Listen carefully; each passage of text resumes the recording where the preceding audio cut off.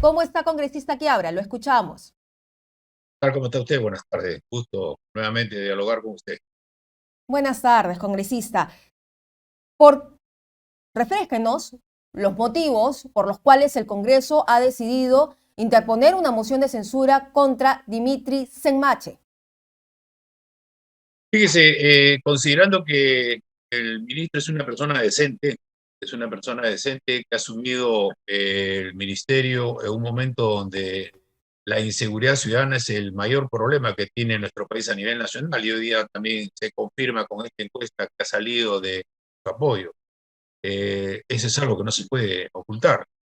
Y también lo asume en un momento donde tres sospechosos de corrupción muy cercanos al presidente de la República se encuentran fugados y no ubicados, algo que ninguno de los peruanos que conocemos que la fortaleza de la policía está en su inteligencia se lo cree. Pero para mí, independiente de eso, el ministro empezó su gestión no muy bien, por no decir mal.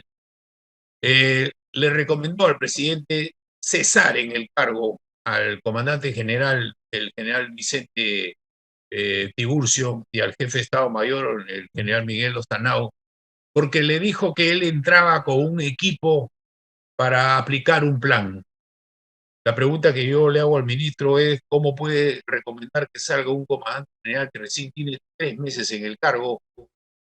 Es un general que tiene un prestigio no solamente dentro, sino fuera de la institución. Es un héroe de la democracia por lo que ha hecho durante sus años de servicio. Y habría que preguntarnos cuál era ese plan tan extraordinario que el general Tiburcio no lo podía cumplir. Y lo otro, él tiene muy poco tiempo en el cargo y a los 17 días de gestión hace una rotación de 20 oficiales generales. 20 oficiales generales y él señala de que como va a ser algo diferente necesita cambiar la gente. El ministro no es el que hace los cambios de colocación, los que hacen los cambios de colocación en función del plan de carrera es el comando de la institución. Esa es una falta de respeto, ese es un manoseo a la institución. Entonces, si usted cambia en este mes de junio a 20 oficiales generales, está usted atentando contra el plan de carrera, contra la eficiencia policial, contra la moral de la policía, porque genera usted una inestabilidad al interior y contra la dignidad de las personas. Porque fíjese, 11 de esos oficiales generales los están cambiando fuera de su sede de origen. Y como él no conoce ni respeta las tradiciones, por eso que los cambios se hacen a principio de año, esos oficiales se van a las otras regiones con su familia, alquilan una casa, matriculan a sus hijos en los colegios, en la universidad según la edad, y él lo que está haciendo es romper la unidad familiar. Ahora, con todos estos cambios inopinados, con el cambio de un comandante general que ya es el quinto comandante general, que lo han cesado, es el que representa a la institución, ¿qué resultado le puede usted pedir a la policía como institución? Entonces, esos son, para mí, graves errores que ha cometido, que tienen un costo político que el ministro lo tiene que asumir. De todas maneras, debería ser censurado, entonces. Yo creo que teniendo en cuenta que no vemos nosotros, fíjese, algo muy concreto también, él cuando no era ministro fue un ácido crítico al gabinete ministerial porque señalaba que la declaratoria de estado de emergencia era propio de gente parásita que cobraba su sueldo.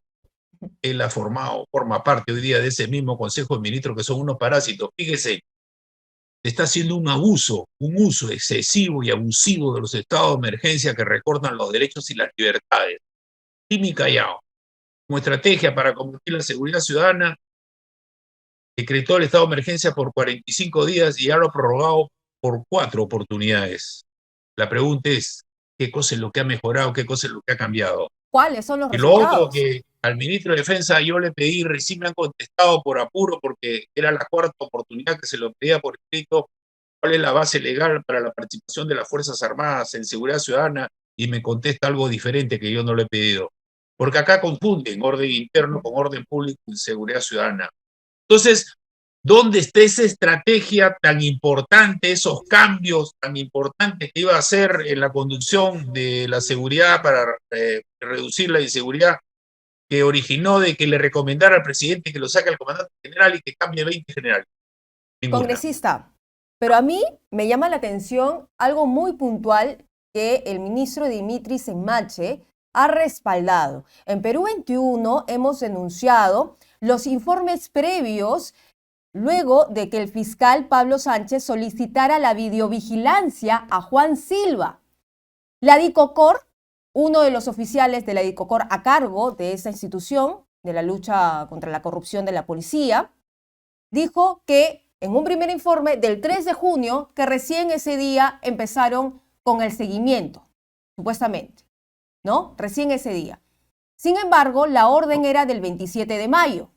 Y luego esa misma dependencia de la policía se retracta ante las explicaciones que le pidió Pablo Sánchez al titular de la DICOCOR, diciendo, ¿qué pasó? Si mi orden fue el 27, tú me mandas un informe a partir del 3, cuando ya no estaba, cuando ya no se sabía nada. Entonces luego le manda un segundo informe diciendo que era del 28 de mayo y que estaban haciendo recopilación de información a través de Internet. Esto le ha sido preguntado al ministro Dimitris Enmache en las diferentes comisiones y él ha tratado de confundir al Congreso, y no solamente al Congreso, a la ciudadanía en general. Entonces parece, y lo digo así incondicional, que estuviera tratando de encubrir alguna omisión o mala acción de parte de la policía en una captura y detención tan escandalosa a Juan Silva como ha sucedido hasta hace unas semanas. Fíjese, eso es lo que han señalado en la Comisión de Fiscalización. Él, dentro de lo positivo, él asistió a la comisión, asistió a la Comisión de Defensa, asistió a la Comisión de Fiscalización. Pero una cosa es asistir y otra cosa, como bien señala usted, tener los argumentos que respalden lo que él dice. Él le echa la culpa a la Fiscalía.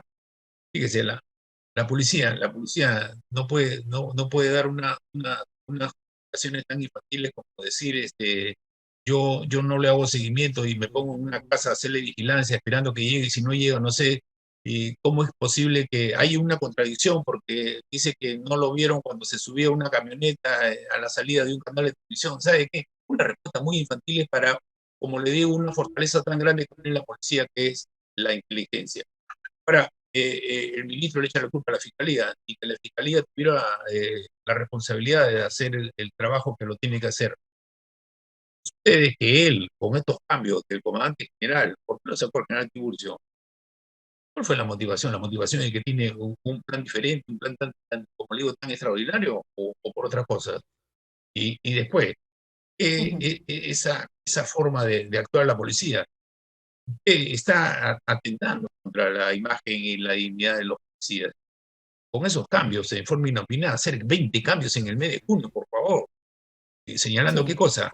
El ministro no hace los cambios, por eso le digo. Entonces, si usted cambia, inclusive lo ha cambiado a uno de los directores de inteligencia, entonces, ¿sabe qué? No estamos nosotros tratando en forma adecuada a nuestra Policía Nacional, les estamos exigiendo y los estamos afectando en su dignidad y en su moral, y ¿sabe qué? No estamos reclamando adecuadamente. No puede usted, cada vez que hay un cambio de ministro, cambiar al comandante general. No pueden durar los comandantes generales 3 meses. ¿Qué eficiencia le puede pedir usted a una institución donde a su representante lo sacan a los 3 meses sin motivación grave? Creo que ahí, el presidente de la República comete un grave error, y también el ministro, que como primera medida, y lo dice abiertamente, yo le recomendé al presidente que lo cese, como si por cada ministro que ve entrar lo van a cesar los comandantes generales de la policía. No pidamos resultados. Muy bien, hay otro tema, congresista Quiabra, que es la negativa del presidente, del mandatario, a declarar a la Comisión de Fiscalización. Los dejó tirando cintura, no les abrió las puertas de Palacio. Él ya sabía que esto iba a suceder, si no, no hubiera programado actividades en Huancavelica ese mismo día. Sin embargo, manda un oficio en la mañana, que será 15, 20 minutos antes de la presentación oficial de la Comisión de Fiscalización para el interrogatorio, y el presidente ya había dado su palabra. Entonces, una vez más, se corrió de declarar por el caso Zarratea. Fíjese, el presidente no está evaluando bien el momento que estamos sufriendo los peruanos. Tenemos una inestabilidad política, crisis social, económica y emocional. 200.000 muertos y ahora está empezando una nueva ola de COVID, ojalá no sea letal. Y el presidente es el primer gestor de esta inestabilidad. Si el presidente no tiene nada que ocultar, si el presidente dice cada vez que va al interior del país de que no está envuelto en ningún acto de corrupción ni de sospecha, ¿qué le cuesta ir a la fiscalía? ¿Qué le cuesta ir a la comisión de fiscalización? El mismo presidente, 3 veces lo citaron como testigo y ya lo pusieron como culpable, Investigado. le cambiaron la condición. Y el mismo presidente, en vez de ir el 21, dijo, yo voy a ir el 27. El presidente se deja mal asesorar por los abogados. Los abogados ven la parte de cómo dilata la situación, pero es el presidente de la República, que ya la gente ya le está perdiendo credibilidad, porque decir que ya le perdió la credibilidad, no tiene palabra el presidente. El presidente no puede generar inestabilidad.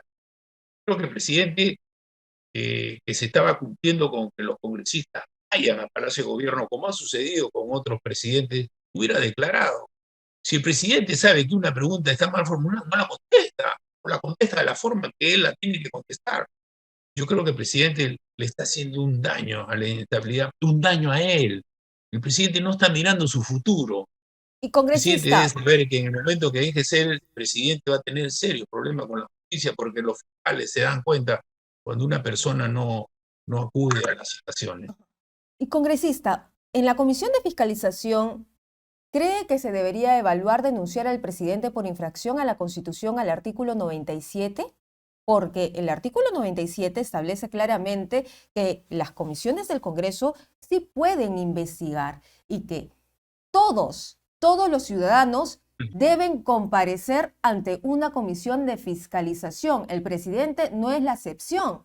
Para usted, Pedro Castillo tuvo esta infracción a la Constitución al no recibir nuevamente a la comisión de fiscalización.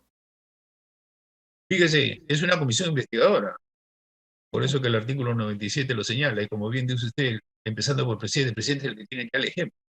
El primero que tiene que cumplir con la Constitución y la ley y respetar a las instituciones del presidente de la República. Yo creo que no se ha dado cuenta todavía el presidente de la República. Él está cometiendo una serie de errores mal aconsejados, está cometiendo una serie de errores. Fíjese, si la comisión que preside el congresista Ventura formula la acusación y se va a la comisión permanente, pues tiene otro problema. Bueno, de repente el presidente, como todos señalamos, no quiere renunciar, pero parece que se quiere ir y quiere que lo renuncien. Hasta su partido le está diciendo que renuncie al partido. El presidente tiene que darse cuenta que su situación es difícil, creada por él mismo. Si él no tiene ningún problema de estar involucrado en actos de corrupción, él tiene que declarar. ¿Cuál es el miedo que tiene? Muy bien, congresista. Finalmente, hay una investigación que nosotros hemos publicado hoy día sobre el nuevo viceministro de Defensa, el general Leonel Cabrera, que tiene una denuncia fiscal por violación sexual, homicidio y secuestro. Fue congresista además accesitario por la agrupación de Antauro Humala. Una nueva designación de las que ya nos tiene acostumbrados. ¿Cómo debería ser el perfil de un viceministro de Defensa? Dice, hay tantos oficiales de las Fuerzas Armadas que pueden ocupar ese cargo, pero como bien señala usted, parece que forma parte del currículum tener alguna cuestión grave. El responsable acá es el ministro de Defensa. Habría que preguntar al ministro de Defensa por qué le cogió a él. Ya lo tenía de inspector, lo ha ascendido a viceministro. Yo creo que el presidente tampoco se da cuenta y el primer ministro tampoco se dan cuenta. No tienen cómo echarle la culpa al Congreso ni a ninguna otra institución, ni a los medios de comunicación, ni al Poder Judicial, sistema de justicia como están ahora. ¿Quién es el culpable de tener en menos de un año 4 gabinetes y más de 50 ministros? ¿Quién es el culpable? ¿Quién es el responsable? Que se pongan un espejo y se den cuenta que ellos son los responsables. Nadie de los que votaron y no votaron por Pedro Castillo se imaginaron que iba a iniciar su gobierno con un gabinete de tan baja calidad y con tanta gente cuestionada. Nadie se imaginaba que no iban a tener buenos cuadros para salir de la crisis que estábamos sufriendo después de 2 años de haber estado detenidos por la pandemia. ¿Quién es el responsable? Responsables en otros son ellos. Entonces, no le hacen caso a Contraloría, no cumple con los perfiles, vemos nosotros que todos los puestos de confianza han sido ocupados por gente que no tiene calidad. Fíjese usted, un claro ejemplo, lo último, en la crisis de fertilizantes, colocan un ministro que duró más de 2 semanas, que no sabía nada, y ahora se ha vuelto a caer la licitación por los fertilizantes. ¿A quién le echamos la culpa? Al Congreso. Yo creo que el presidente tiene que darse cuenta que él no ha tomado las acciones necesarias en el nombramiento de su gente. ¿Quién se lo recomendará? ¿Quién es el que lo aprueba? Los responsables, el primer ministro, el presidente de la República. Muy bien, congresista, muchísimas gracias por acompañarnos en Perú 21 TV. Le agradezco su presencia y también su análisis con nosotros sobre la censura que ya se viene al ministro del Interior. Muchas gracias. Gracias, buenas tardes.